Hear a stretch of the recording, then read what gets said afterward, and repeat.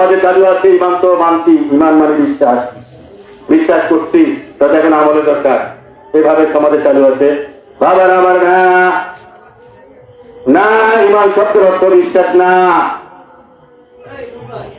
তাফসীরে রুহুল বয়ান নোট করেন, তাফসীরে রুহুল বয়ানে আছে ইমান মানে আমান দেনা, আমান দেনা, ধর্মীয় নিরাপত্তা, ধর্মীয় নিরাপত্তা, আমান দিনা।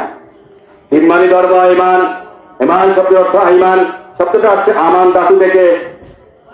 ইমান শব্দটা হচ্ছে আমান, আমান শব্দের অর্থ কি? নিরাপদ, নিষ্কৃতি, শান্তি, নাজাত। আমান শব্দের অর্থ বিশ্বাস নয়।